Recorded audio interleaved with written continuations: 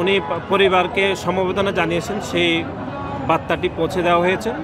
একটি ছাত্র সংগঠন হিসাবে মানে মেডিকেল ট্রিটমেন্টের বাইরে যে ম্যানেজমেন্টের যে দায়িত্বগুলো সেগুলো করার জন্য আমরা সামান্যতম হলেও আমরা চেষ্টা করছি।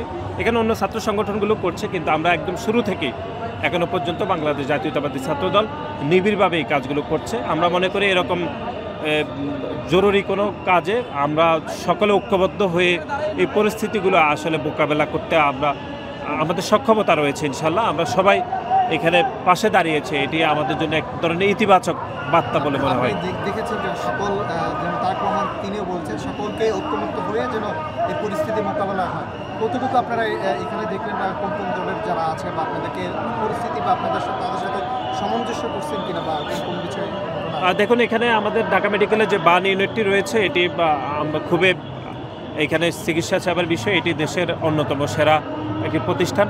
তো যারা ভর্তি রয়েছে আমরা ডাক্তারদের সাথে কথা বলেছি, আমাদের সংগ্রামী মহাসচিব কথা বলেছেন। ওনারা খুবই আশ্বস্ত করেছেন যে যারা ভর্তি রয়েছেন তাদের সর্বোচ্চ চিকিৎসা যেন হয়, এবং আমাদের দলের পক্ষ থেকে যদি কোনো কিছু করা লাগে সেটিও আমাদের দলের পক্ষ থেকে জানানো হয়েছে।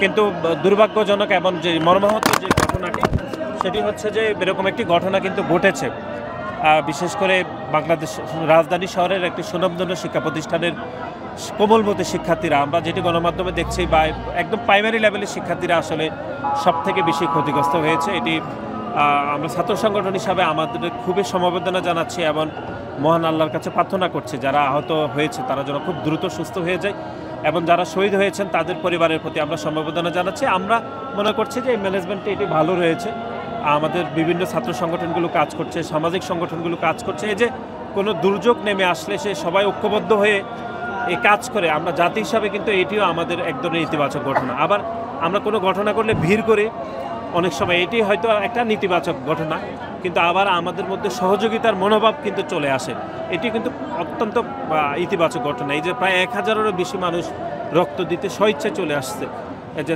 তাদেরকে কিন্তু সামাজিক যোগাযোগ মাধ্যমে আমরা হয়তো আহ্বান জানিয়েছিলাম। এই যে এই বার্তাটা পেয়ে শুধু আমাদেরই ছাত্র দলের পক্ষ থেকে 1000-এরও বেশি মানুষকে নিবন্ধন করা হয়েছে, 100-এরও বেশি মানুষ রক্ত দিয়েছে।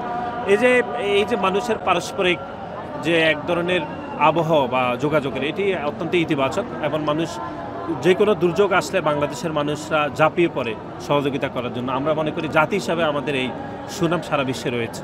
ধন্যবাদ।